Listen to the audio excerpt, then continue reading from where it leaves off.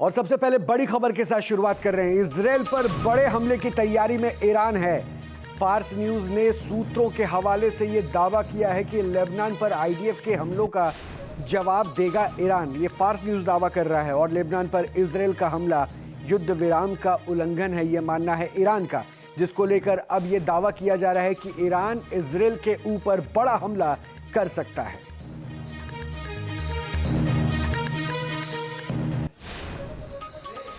तो अमेरिका और ईरान के बीच डील किन शर्तों पर हुई ये सबको मालूम है, लेकिन आज हम इस खास शो में एक ऐसी धमकी की पड़ताल करने जा रहे हैं जिसने ईरान को झुकने के लिए मजबूर कर दिया है।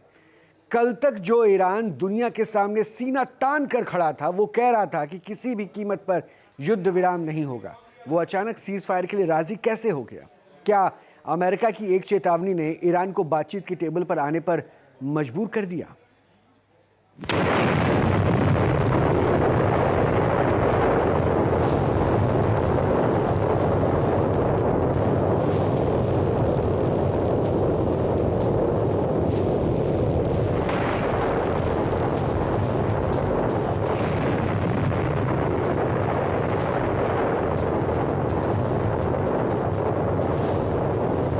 जरा सोचिए, अगर सीज फायर नहीं होता तो अमेरिका कैसे साबित करता है कि वो दुनिया का सुपर पावर है?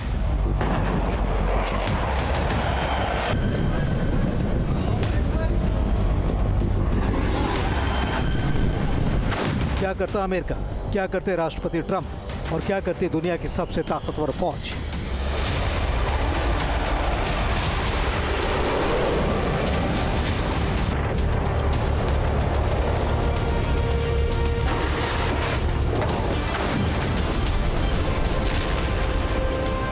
ट्रंप ने कहा था एक रात के अंदर ईरान की पूरी सभ्यता मिटा देंगे। जेडी वेंस ने कहा था अमेरिका के पास विनाशक हथियार है, राष्ट्रपति करेंगे इस्तेमाल।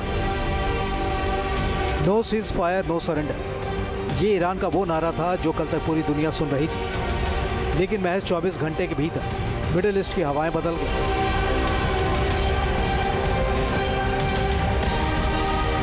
जिस तेहरान ने कसम खाई थी कि वो आखिरी सांस तक लड़ेगा, उसने बिचौलियों के साथ बैठकर अमेरिका के साथ सेटिंग कर ली। लेकिन इस यू टर्न के पीछे कोई वजह कूटनीतिक नहीं, बल्कि वो अल्टीमेटम था जिसे अमेरिका ने ईरान को दिया था और जिसने ईरान की रूह कपा दी थी।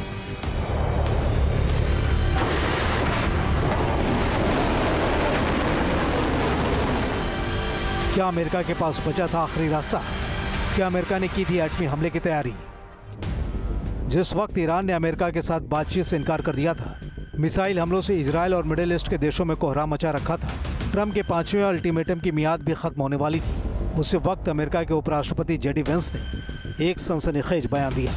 जेडी वेंस ने ईरान को एक ऐसा इशारा किया जिसे सुनकर शायद वो सख्ते में आ गया होगा। जेडी वेंस ने कहा कि अमेरिका के तरकश में वो तीर है जिसके इस्तेमाल का फैसला अभी तक नहीं किया गया है, लेकिन राष्ट्रपति इसका भी इस्तेमाल कर सकते हैं। जेडी वेंस जिस उपकरण की बात कर रहे थे उसका सीधा मतलब परमाणु हथियार था। ईरान को समझ में आ गया कि अमेरिका का इशारा किसकी तरफ है। हालांकि जेडी वेंस के बयान के बाद परमाणु हमले की आशंकाओं पर व्हाइट हाउस की तरफ से बयान आया। व्हाइट हाउस की तरफ से कहा गया कि परमाणु हथियारों का इस्तेमाल करने की कोई योजना नहीं है।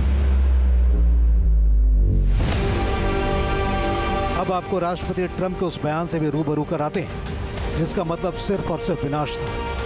राष्ट्रपति ट्रंप की धमकी मिलती जुलती थी। उन्होंने 7 अप्रैल को ट्रूथ सोशल पर लिखा था, आज रात एक पूरी सभ्यता का अंत हो जाएगा जिसे फिर कभी वापस नहीं लाया जा सकेगा। मैं ऐसा नहीं चाहता, लेकिन शायद ऐसा ही होगा। ट्रंप ने साफ कर दिया था कि अगर ईरान ने अपनी राह नहीं बदली तो अंजाम वो होगा जो इतिहास ने कभी नहीं देखा। यह इशारा सीधे तौर पर परमाणु प्रहार की ओर था। लेकिन क्या ईरान सिर्फ परमाणु हमले के डर से झुका? सूत्रों की माने तो पर्दे के पीछे एक और बड़ा खेल हुआ है।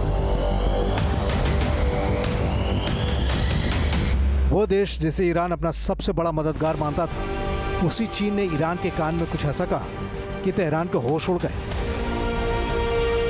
जानकारों का दावा है कि चीन ने ईरान को सीज फायर के लिए मनाया।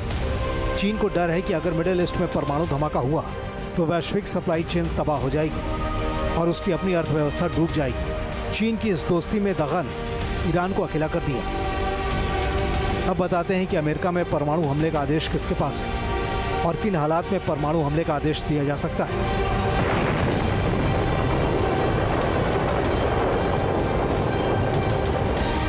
अमेरिका में परमाणु हमले के आदेश का एकमात्र अधिकार अमेरिकी राष्ट्रपति के पास होता है। अमेरिकी राष्ट्रपति राष्ट्रीय सैन्य कमान केंद्र की सुरक्षा सम्मेलन बैठक बुलाते हैं। उस बैठक में रक्षा मंत्री, सशस्त्र बलों के कमांडर जैसे शीर्ष अधिकारी शामिल होते हैं। इस आदेश को रोकने का एकमात्र तरीका सिर्फ ये है कि अमेरिका के बड़े अफसर उसे अवैध घोषित कर दें। अब आपको बताते हैं कि अमेरिका के पास कितने परमाणु हथियार हैं।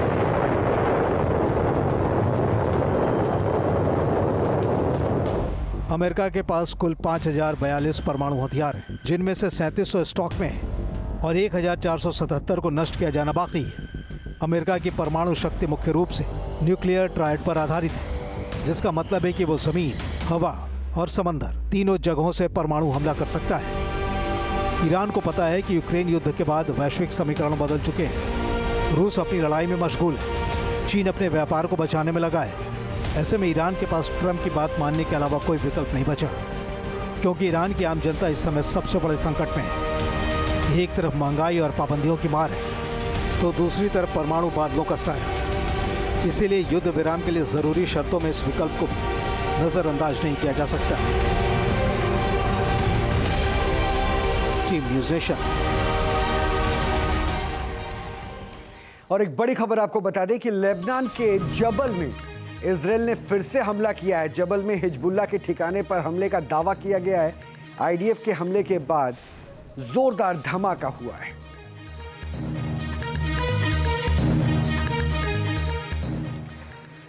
अमेरिका और इजराइल का एक ही मकसद था, ईरान को परमाणु शक्ति बनने से रोकना, और अपनी इसी जिद ने जन्म दिया एक ऐसे युद्ध को जिसने 39 दिनों तक पूरी दुनिया की सांसें थमा रखी थी। इजराइल और अमेरिका की पहली और आखिरी शर्त साफ थी, ईरान के एनरिच्ड यूरेनियम को मिट्टी में मिला देना। लेकिन आज जब सीज फायर की खबरें आई तो सबसे बड़ा सवाल भी यही उठा, क्या अमेरिका इजराइल का मिशन कामयाब रहा? क्या तहखाने के नीचे दबा यूरेनियम अब सुरक्षित है या ये खत्म हो चुका है?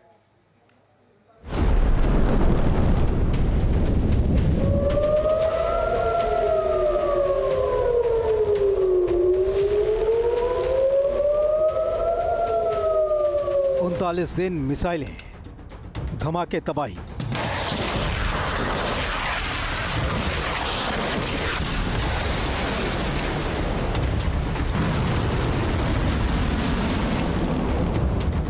उनतालीस दिन, मौतें, चीखें, हाहाकार।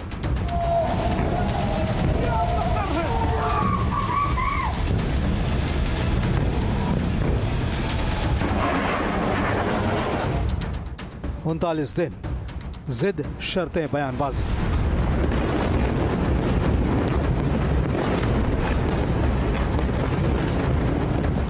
फिर सीज फायर का ऐलान।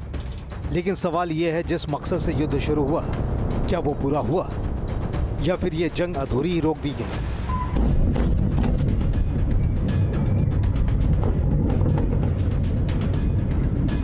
इस जंग की जड़ में था एक ही डर, ईरान का परमाणु कार्यक्रम।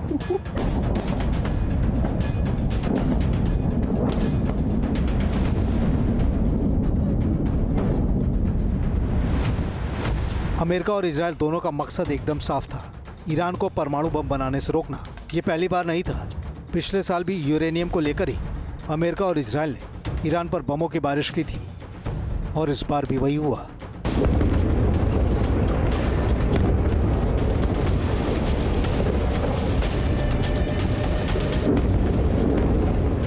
अमेरिका और इजराइल ने मिलकर जिस युद्ध की शुरुआत की, उसका लक्ष्य कोई राजनीतिक बदलाव नहीं, बल्कि ईरान की परमाणु रीढ़ को तोड़ना था।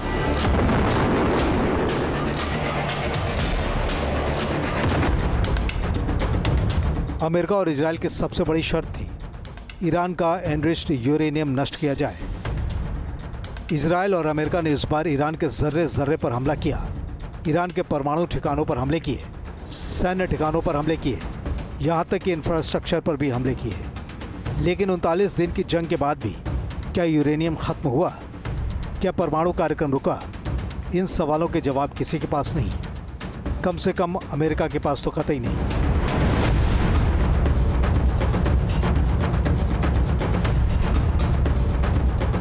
ईरान के पास 450 किलोग्राम एनरिच्ड यूरेनियम है। ये यूरेनियम 60% तक एनरिच्ड है। इतने यूरेनियम से कम 10 से 12 परमाणु बम बनाए जा सकते हैं। अमेरिका और इजराइल ने इस्फहान से लेकर बुश शहर तक हवाई हमले किए और दावा किया कि ये साइट खत्म हो चुकी है, लेकिन जानकारों का मानना है कि बड़ा स्टॉक पाइल अब भी सुरक्षित है। ईरान ने अपने यूरेनियम के बड़े हिस्से को पहाड़ों की गहराइयों में ऐसे बंकर में छिपा दिया है जहां बड़े से बड़े बंकर बस्टर बम भी नाकाम रहे। अब सीज फायर के बाद AFP को दिए इंटरव्यू में ट्रंप ने कहा, ईरान का uranium perfectly taken care of हो जाएगा, नहीं तो मैं समझौता ही नहीं करता। ट्रंप का मानना है कि वो सैटेलाइट के जरिए ईरान के स्टॉक पाइल पर नजर रख लेंगे, लेकिन जानकारों का कहना है कि ज़मीनी हकीकत और गुप्त ठिकानों की जानकारी केवल सैटेलाइट से नहीं मिल सकती। ट्रंप मान गए, लेकिन इजराइल को पता है कि उसका मकसद पूरा नहीं हुआ। इसीलिए सीज फायर के बाद इजराइल के PM बेंजामिन नेतन्याहू ने अपने बयान में जता दिया है कि उनका मकसद खत्म नहीं हुआ है। इजराइल अमेरिका के उस प्रयास का समर्थन करता है जिससे यह सुनिश्चित किया जा सके कि ईरान अब अमेरिका, इजराइल और ईरान के अरब पड़ोसियों और पूरी दुनिया के लिए परमाणु, मिसाइल और आतंक का खतरा न बने। अमेरिका ने इजराइल को बताया है कि वो इन लक्ष्यों को हासिल करने के लिए प्रतिबद्ध है, जो अमेरिका, इजराइल और क्षेत्रीय सहयोगियों के लिए साझा उद्देश्य है, और इन्हें आगामी वार्ताओं में आगे बढ़ाया जाएगा। जब दोनों देशों के बीच 15 दिनों का युद्ध विराम हुआ तो ईरान ने 10 सूत्रीय प्लान को अमेरिका से बनवा लिया। रिपोर्ट्स के मुताबिक ईरान ने यहाँ एक बड़ा मास्टर स्ट्रोक खेला। फारसी भाषा में जारी सीज फायर प्रस्ताव में लिखा है, अमेरिका को ईरान के यूरेनियम एनरिचमेंट के अधिकार को मानना होगा, यानी ईरान परमाणु शक्ति बनने की राह पर चलता रहेगा। जबकि ट्रंप को झांसा में लेने के लिए अंग्रेजी भाषा में जारी सीज फायर प्रस्ताव से यह मुद्दा गायब कर दिया गया। सच तो यह है कि ईरान ने कागजों पर ट्रंप को वही दिखाया जो वो देखना चाहते थे, जबकि हकीकत में उसने अपने परमाणु कार्यक्रम का रास्ता खुला रखा है। 39 दिनों का यह युद्ध ईरान की परमाणु क्षमता को पीछे तो ले गया है, लेकिन उसे खत्म नहीं कर पाया है। सीज फायर इसलिए किया गया क्योंकि अमेरिका पर अंतर्राष्ट्रीय दबाव बढ़ रहा था और तेल की कीमतें आसमान छू रही थी। लेकिन सवाल है कि अब इजराइल अकेले क्या करेगा।